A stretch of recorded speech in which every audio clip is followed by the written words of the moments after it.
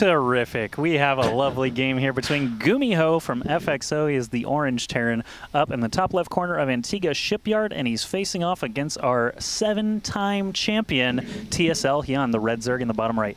HyuN has been playing spectacularly well. Now, we've seen that he has his own fun, very aggressive brand of ZVT. In the past couple of weeks, he's shown us that he'll make a lot of Banelings and just send them crashing at his opponent. More specifically, he loves Tier 2 tech. He loves sitting on Mutalisks, just a few of them, lots of Zerglings and Banelings, occasionally throwing in some Infestors, and is kind of reluctant to move into Tier 3 tech. Now, that certainly works out pretty well when you're especially adept at killing bases, as HyuN is. The problem you get into, though, is if you have a very competent player who can sit back on a defensive position, maybe even throw a good mech look, as GuMiho can from time to time, it can be difficult to break siege lines cost efficiently, and that's where HyuN can run into a little bit of trouble.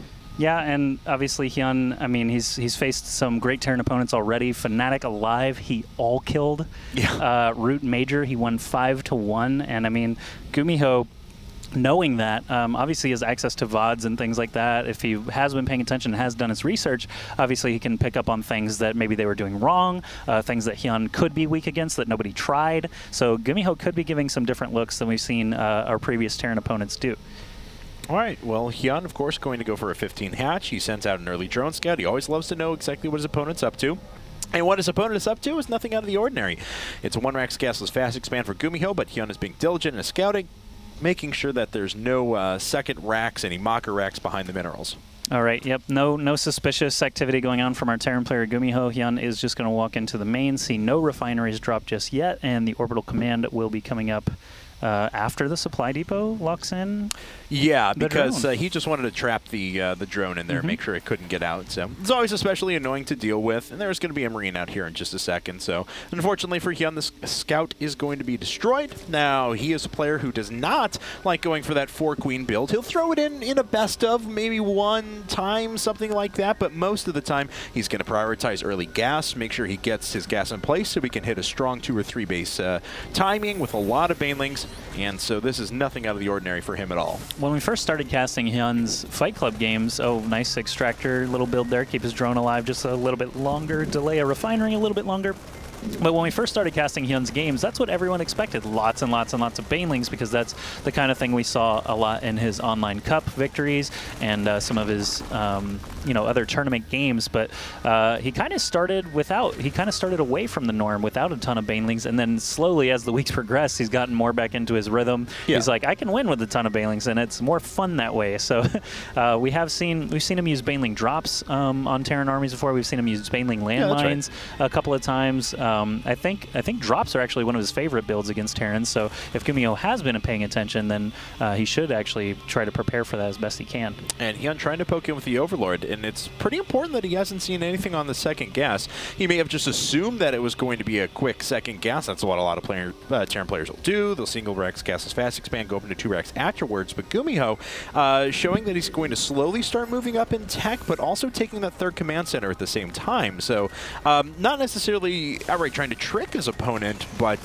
splitting the line between economy and tech very, very well. It's going to leave him a little weak on defenses for a while, but of course HyuN will take a bit just to be able to move up and start really attacking. All right, and HyuN obviously taking out that supply depot. If it's Terran at all, he doesn't want it near him, so he's going to destroy Antiga Shipyard's supply. 9 drones at a time coming out for HyuN. This is not out of the ordinary for him at all. He will just smash out drones as long as he can until he feels threatened, or until he feels he can just start throwing money his opponent into lings, roaches, whatever the case may be. But at this point, I'm a little surprised HyuN doesn't have a 3rd base yet. It looks like he is circling around now by that 3rd base, and dropping the hatchery right at the 6-minute mark. Should see a Roach Warren if he opens up like he has in the past. There we go. There it is. I knew that was coming. That's the lovely thing about casting the same player for 7 weeks straight. I mean, you kind of pick up on these little things. Hey, it's the same build. Weird. We've seen this before. But GuMiho is a guy who can play a couple of different styles very well. He was fond of that Marine King style, the one that Marine King popularized, which was a few barracks that were producing unupgraded Marines going up to 3 quick bases and then powering ahead with mech. He's also very adept at this. Of course, the biomech strategy and going into that quickly. We may see a strong Marauder Hellion push out of him in a bit, or we may see a quick switch back after he takes map control with these Hellions directly into his Marine tank late game composition. All right, so the Roachhorn is going to finish. I expect Lair at some point. I don't know actually why he hasn't started that yet. That's a little atypical, I think. Makes a round of like 8 or 9 roaches. Oh, there's 6. All right, so that's, yep, going to invest in the roaches first before going into Lair. Obviously, that'll be able to protect him a little bit from these Hellions that are on the way. As he does get up to Lair, there's 2 Evo chambers as well. I was also wondering where those might have gone. So finally, Evo chambers dropped. Roaches, he should have 7 of them out relatively soon and be able to protect against these Hellions. There's no drones at the 3rd yet, so GuMiho really doesn't have any targets there. He's going to back off and realizes that he's not going to get much damage done with just the first 2. Well, GuMiho honestly is playing this pretty intelligently. I mean, he's already got +1 coming up, but he only invested in a single engineering beta to start, which I think is a smarter decision, given the fact that HyuN always makes this big round of roaches at the beginning, and then has enough units out to deal with it pretty efficiently, but he's not exactly all that far behind in his upgrades altogether. GuMiho is also taking his 3rd now that orbital command has been finished for a little bit, so he's going to send it over, and the Ling of HyuN does spot it flying overhead. There is a little bit of Hellion on Ling action, actually, as all the roaches were at the Xel'Naga Tower. A lot of those Lings are going to go down. The drones need to be pulled. That's actually great timing from HyuN, though. He got as much mining time as he could have possibly gotten there, and now none of the drones are going to pay the price from these Hellions. Very impressive. As we can see, GuMiho's killed 2 workers total in this game, one of those being the scouting drone at the very beginning, so that did not really pay for itself, and HyuN was able to clean that up very efficiently. 15 drones in production right now from HyuN, so 14 of them just popped out, and he's sending them all over to the 3rd base area, it looks like. Roach is still kind of moving through the middle. It looks like that Ling is going to just dance around and get a look at how many SCVs are going on over there. No refineries being built yet, so no additional information from that. Jeez, I sure hope GuMiho watched the games that have been played in the past, because this is... I feel a bit of deja vu. HyuN with that 9.5-minute Baneling nest, with the 9-minute layer, everything is exactly the same that he's played it out. He's not throwing any weird looks at the very beginning. GuMiho, though, with the extra units on the field, this is exactly what I was talking about. He sacrifices one of his upgrades specifically to hit a timing when he knows that his opponent is going to be a little bit weaker, and he's able to clean up all of the roaches. And even if he just pulls back right now, he's done his damage and can feel a little bit safer, and that's what he's doing. That is obviously the wise decision, as walking into a 3-base Zerg's creep can definitely be a bad day if Banelings are already on the field. Yes. I mean, they're not for HyuN, but I mean, he's got a reputation to uphold. He has to make some Banelings, so you don't want to be too aggressive there into the enemy creep. Looks like a couple of shots got off on the medevac, but he's going to be able to, drop on the low ground, perhaps score a nice Overlord kill for himself. Yeah, very nice. Scores an additional... Oh, come on, there we go. One last shot. He gets it. The medevac is going to be able to get away. Takes a couple more hits than it should have, but nothing too bad. 15 more drones from HyuN as all these upgrades are rolling. Centrifugal hooks and pathogen glands for those infestors that we're about to see. GuMiho is doing a good job keeping all of his units alive, which is very nice, and he does have siege tech on the way now. A couple of crawlers of various types scattered around just in case any banshees or medevacs happen to roll over to the 3rd. And yes, ladies and gentlemen, this is GuMiho we're watching. I mean, he's playing his style to a hilt. The well-ordered barracks, the very orderly bases, the add-ons at exactly the right spot. He's got his 4th base done. I mean, this is as GuMiho-esque as it gets, and it's working out pretty well. This Viking now flying around, going to pick off a couple of Overlords. He's taking map control in other places thus far. Now, HyuN's not really had his economy touch. He's not really been disrupted other than losing the big round of roaches, which has kept him more defensive. But, you know, I got to hand it to GuMiho. He's playing this really well. Yeah, if infestors were out, obviously this medevac would be in big trouble, but there's no anti-air for the moment for HyuN. He's going to be able to scoot out of there no problem. Probably wants to repair that medevac up if he gets a chance. But HyuN actually has just a ton of units balled up here around the destructible rocks. You definitely don't want to accidentally use Banelings on the destructible rocks. Yes. Obviously, that's a huge investment for no reward. I have seen it happen in competitive play, though, so I feel scared when HyuN has all these Banelings rolling around like that. On attack move. Please don't attack the destructible rocks. But there is going to be a 4th base now for HyuN. This game has already progressed just farther than HyuN likes it to go, I think. And you can tell HyuN's adapting as well. He's not sitting on his Baneling army. He's not sitting on his Infestor army as long as possible. Now, he could just be using Hive for 3/3 upgrades. He's done that in the past, but this is still a little bit earlier Hive out of him. There's a Spire. Yeah, and there's the Spire as well. So he's playing adaptive to GuMiho style, and he's going to try and sit back, play defensive, and disrupt him with Broodlords eventually. But as we can see, a 4th base coming up for GuMiho. He may decide to take his 5th. He's got that orbital command done as well. And at the exact same time, HyuN's going to be able to pick up on this base. That is such a great scout. Nice. After the Overlord went down over there, he needed to replace that scout. So lucky for him, he finds it right as the orbital comes down. He just changes direction. There's no real vision for GuMiho aside from a single unit, it looks like. So all these Lings should be able to score all these Marine kills and force that orbital to lift. And indeed they do. Everything picked up. 1 SCV is sacrificed for the cause. And thus far, GuMiho is just sitting back, and he's continuing to play defensive. May decide to take this in the middle of the map. I'm not really sure.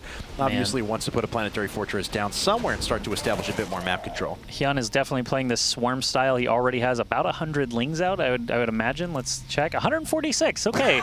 So slightly, I was off by about 40, which seems like a lot. Yes. And he's still making 20 more. So that's right. That's going to be close to 200 Lings. 161 Lings with a maxed army. And look at him. The Infestor will be able to catch up to this eventually, but the Lings are actually impeding its progress.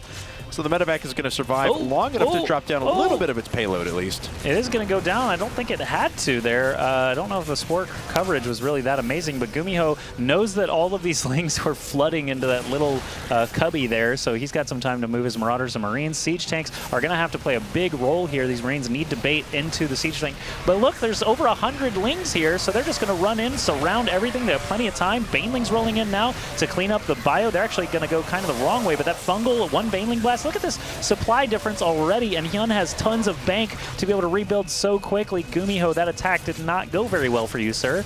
No, he lost all of his tanks. Most importantly, it's buying time for HyuN, of course, to tech up to Broodlords. Yeah, there's the Corruptors coming on. They're going to time very nicely, basically as soon as Greater Spire finishes up.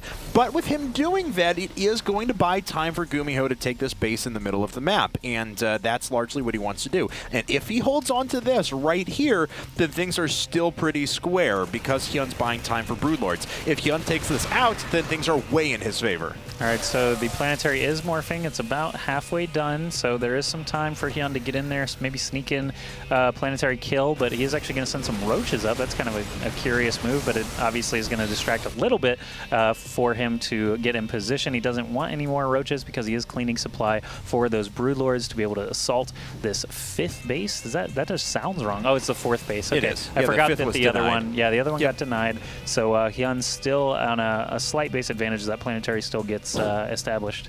There's a lot of orbital commands out there. There's still 5 orbital commands and a planetary fortress. So GuMiho, with 69 workers, has a very well-developed economy. He's obviously dropping down 5 mules at a time, and you can see that reflected in the mineral income. HyuN's not too shabby either, though. His own 4th base is finished. He can probably go to a 5th sometime soon, but a big doom drop's coming through for GuMiho at the same time that HyuN tries to take position with the Broodlords in the middle of the map, and he's actually forced to retreat. That is devastating to him. That allows time for the Vikings and anti-air Marines to start coming up. Those medevacs got squashed, though, and not even all of the bio was able to be dropped. All these Lings were able to respond very quickly, and I don't think HyuN really took much in the way of damage. Actually freed a little bit of supply again for him to be able to build more Corruptors and hence Broodlords.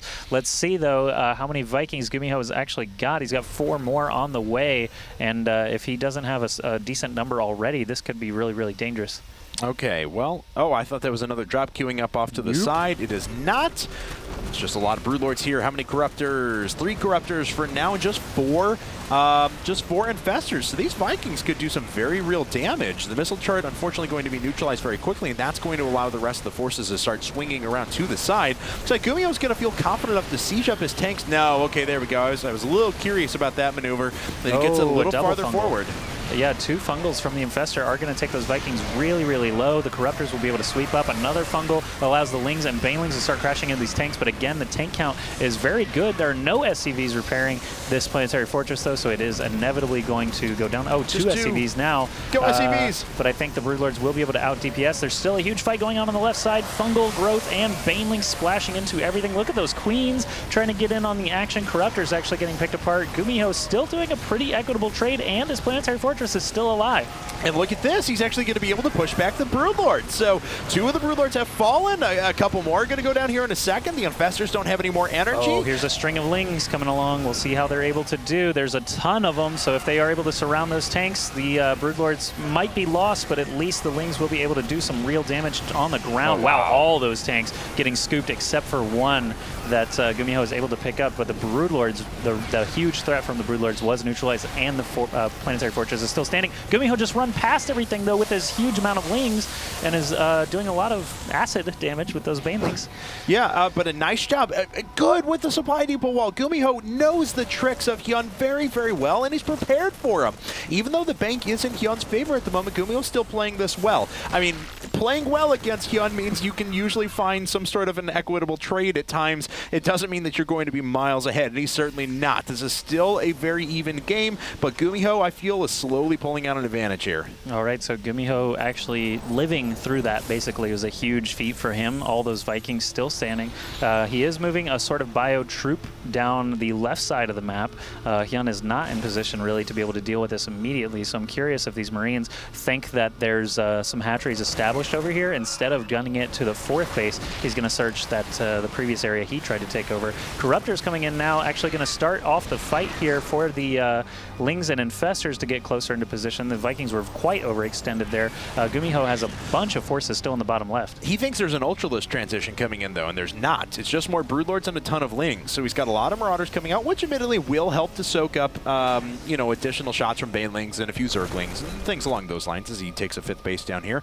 But he has the wrong read. He thinks there's an Ultra transition, and there's absolutely not. All right, so all those medevacs, those could be used, but, you know, Banelings actually neutralize medevacs incredibly well because they do so much burst damage so fast. Medevacs can't really have the opportunity to heal up. Fungal goes down. That means if he's got the energy, all these medevacs are going to be forfeit. Another Fungal landing. Banelings just crashing into everything that manages to land. The Infested Swarm is taking out the medevacs, and the Orbital got taken out. Great moves from HyuN there to be able to stop that expansion. Yeah, you remember that advantage I thought GuMiho was eking out a second ago? Pretty much gone. I mean, HyuN's doing a great job once again of trying to take things back into his favor. The problem for him is he's going to be mined out in a bit. Not much mining going on. It is natural. His main is completely gone. His 3rd, that's not all that much either. His 4th is still looking pretty good, but he needs to take a couple more hatcheries pretty soon. There's not a ton of mining happening at GuMiho's Planetary Fortress either, so the fact that HyuN is spending through his bank at, you know, GuMiho is actually spending through his bank too. He's just under 100 minerals there. He's got some gas to work with, but if you can't get the minerals in, obviously you can't support your 14 Marines at a time. Your Viking count is going to be lower. So we'll see how these 6 Broodlords with a little tiny bit of Corruptor support, looks like he is staging up to assault this Planetary Fortress again. Now here are the advantage of Marauders, though. These little 4 Marauder hit squads can take out so much stuff. Now, Lings, of course, with adrenal glands will chew through them very, very quickly. No, I'm surprised no adrenal glands has been researched for HyuN. That's a mistake. He's just forgotten it. He hasn't meant for that to happen. Good job cleaning up some creep tumors, though, and GuMiho is going to allow that to recede for a bit. Another orbital command going in at the top, and that's where he's going to restart the bulk of his mining for now. Adding in some Thors, getting +2 weapons for his air forces, and everything's looking okay once again. But he's still short on Vikings. He's got a lot of supply tied up in Marauders. He's got more Marines than he wants on the field, and he needs more Vikings, period. That's right. With the slowly increasing amount of anti-air, though, GuMiho is still setting up quite well for this Broodlord Corruptor push. The only thing is, there's a lot of Corruptors up now. So, yeah, you're right. The Marines are going to be a little bit less effective because they're not going to be able to get underneath those Broodlords to be able to destroy them, especially with all these Infestors and all these Lings and Banelings just waiting for those Marines to try and get close. And he needs to start repairing up this Planetary Fortress, finally getting a few SCVs in position to do that, but he's losing a lot of those. And I realize that's mostly Broodlings, but that's still 134 kill Planetary Fortress, and that's cool to look at. All right, so yeah, the SCVs are getting thinned out a little bit. The Planetary does actually finally go down. Did provide some nice mining for a little while, but these Infestors are going to actually score a ton of kills with the Fungal Growth and the Broodlings. So GuMiho is on the retreat now toward his new 4th base, I guess I'll say, as the planetary just got destroyed, and HyuN is establishing his own at the middle base as well. So he's still going to press forward with this. Oh, wow. Great fungal in the middle, and he catches a lot of units with it, but he can't follow it up with any additional units, and the Marines are starting to flow through. In addition, Vikings off to the side, but again, so many units caught off with a fungal, and the Corruptors are going to be able to make pretty short work of these Vikings. That it does expose a few units off to the side, but HyuN has plenty to deal with that, and in fact, GuMiho has to give up this position, and losing this base is really critical. Yeah, it wasn't so long ago that you were saying GuMiho had eked a slight advantage, but HyuN obviously put a stop to that with nice map awareness, stopping any expansions of GuMiho. He's got great defense setup. All you need is those crawlers, basically spread throughout to be able to stop little things like this from ruining your day. That's going to give him time to respond as well, but the Broodlords, of course, paying for themselves quite well, taking out multiple bases. This is a pretty sizable force from GuMiho, but I don't think he wants to get in a trade situation right now. HyuN has no mining right now, though. None whatsoever. Now, GuMiho really doesn't have much, but he is starting to restart it over in the top right-hand corner. HyuN's actually completely out, and he's only got 300 resources and needs to spend that on a hatchery ASAP. Does actually have a hatchery in the middle coming up, but will he be able to hold on to it? He's distance mining from the middle to his third base location at the moment. GuMiho not really having an easy time establishing a base either, so I'm really curious how long this this economic stalemate is going to last here, or if HyuN is just going to try and force the issue. He's got more economic units with those Lings, and it looks like he is going to spend a huge chunk of change on 16 Banelings at the moment, so if he can get some good connections with Fungal and crash those Banelings in right after, that's going to put him in a nice position to get ahead once more. 65 Harvesters to 24. Massive amount of Corruptors here, going to be able to put a stop to this orbital as well. He can't even really land it because then the Broodlords are going to do a ton of damage, and GuMiho's basically just screwed on that one. He is going to try and establish this base up in the top right, though. And he's actually done a pretty good job of it. I mean, these mules, he's had a couple cycles of mules going on it. We can see his mineral income had actually spiked to about 1,300 a second ago. But he's still a little bit short on forces. He is down by 40 workers, though, and if you take that out of the difference in supply, he's actually got a little bit stronger, not a little bit stronger army, he's got a little bit more supply in army, but the quality of army for HyuN is pretty staggeringly good, as he does have a number of Broodlords, 9 of them, as a matter of fact, a lot of full energy infestors. I like the inclusion of Ghosts coming up for GuMiho, though, so he is going to continue powering ahead with that bio style. All right, was that 116 Lings again that I saw in the unit? Oh, 16 Banelings, that's what it was. His leg actually tricked me there. I thought he had 100-something. 100-something Banelings would be pretty nice, but HyuN is actually moving into position. This is a big battle about to happen. The Broodlings taking off little chunks of health from the Marauders and Marines. I'm surprised GuMiho actually decided to retreat back because he has no more units building. He just wanted that little concave or choke point to be able to battle, but this is really dangerous again with the Fungals. Those were really good EMPs, though. Is it going to be enough? And most of the units are still alive. He's actually killed a couple of the Broodlords, but does he have enough anti-air through the rest of this? No, one more fungal growth hits and it kills most of the Marines. So it looks like HyuN, in the end, will have enough to continue pushing this forward. At the same time, there's a little squad of Marauders that's trying to take out this base and may be able to successfully get it, but I just don't think GuMiho has anything left to defend. Oh, no. He hasn't produced any units in a while. That's why I was curious why he actually backed in to his base with no reinforcements possible. He's sitting on 39 minerals, 1,100 gas. Unfortunately, is not going to build him anything. He's got 1 Marine in production with a massive Overlord, not Overlords, excuse me, Broodlords and Corruptors and Infestors inside of his base. This is a replenishable army. All he needs is energy to be able to make infested swarm eggs, and things are looking very, very grim for GuMiho despite a very well-fought game. Yeah, I mean, he's actually got his opponent down to being able to produce nothing at the moment, too. That's the worst part, but GG, and HyuN takes game number 1. What an